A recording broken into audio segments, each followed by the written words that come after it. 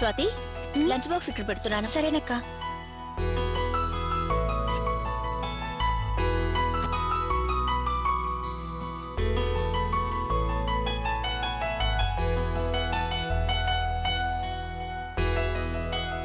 బాగుందా?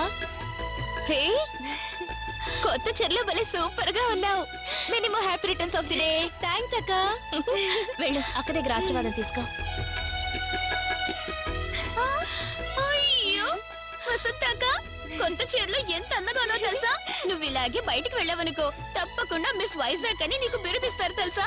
అక్క చూడక్క, పుట్టినరోజును కూడా ఎగతాళి చేస్తోంది. అది ఎగతాళ్ళని ఎందుకు అనుకుంటున్నావు? నిజంగానే నువ్వు చాలా అందంగా ఉన్నావు. నిజంగానే అంటున్నావా? అవునే. Happy birthday. థ్యాంక్స్ అక్క. Many more happy returns of the day. Thank you Swathi.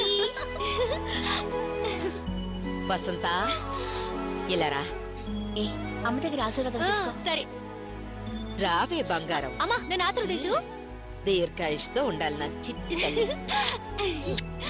ఏంటి వసంత, కాళ్ళకి నమస్కరించి ఆశీర్వాదం తీసుకుంటున్నావు?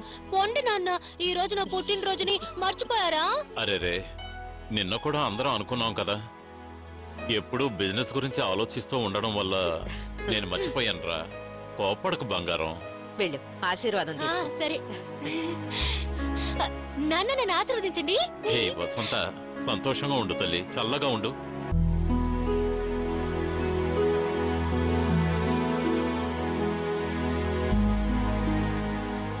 అమ్మా హేమ, డబ్బుంటే ఓ 100 రూపాయలు ఇవ్వమ్మా. ఊరికే ఆశీర్వదించండి చాలు. పుట్టినరోజున్నాడు బిడ్డను ఒట్టి చేతులతో దీవించమంటావా? నువ్వు ఇవ్వమ్మా.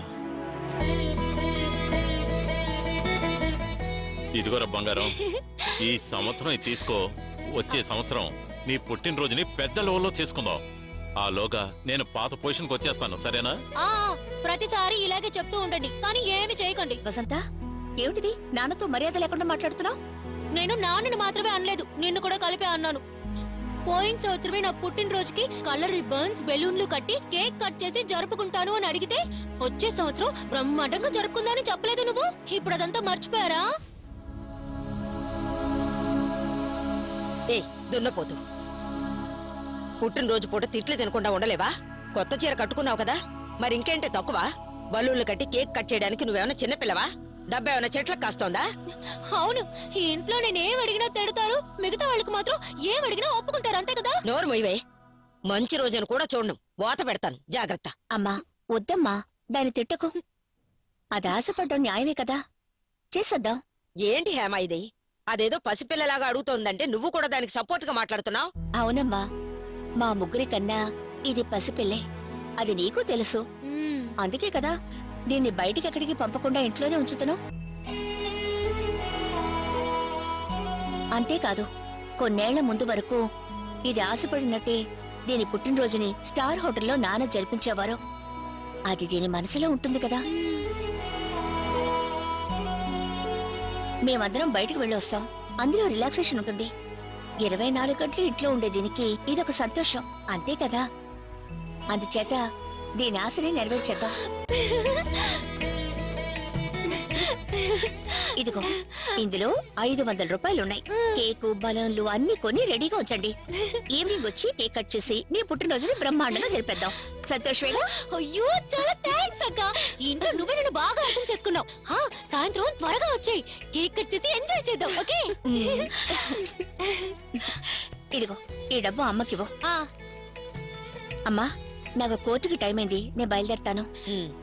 చూసావా స్వాతి? నాన్న, ఈరోజు కేస్ హియరింగ్, మీరు కోర్టుకు వస్తారా? లేదమ్మా, నేను రాను. ఆ వ్యవహారం అంతా నువ్వే చూసుకో. నేను లోన్ విషయంగా ఈరోజు పార్టీ సెక్రటరీని కలవాలి. ఎందుకంటే ఆయన చెప్తేనే మినిస్టర్ వింటారట. కాల్ ట్యాక్స్ లో వెళ్తేనే నమ్మ గౌరవంగా ఉంటుంది. ఒక 500 రూపీస్ ఇవ్వగలవా? 500?